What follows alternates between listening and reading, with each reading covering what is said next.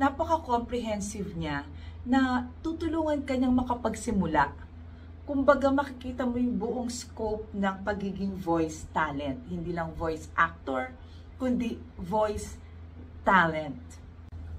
In other words, kung mahiyain ka or introvert ka, lalakas talagang loob mo dito at gagaling sa pagboboses. Yeah.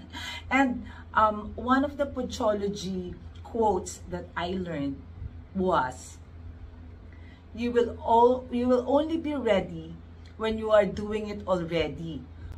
Talagang mapapasaba ka, mapupush kang maging ready. Okay? So, for those who are having or who has that bad habit na saka na lang or wag na lang, baka ganito, baka ganyan, or next year na lang, after 2 years hindi pa rin nangyayari. Pag nag-enroll ka dito, mangyayari talaga. You will be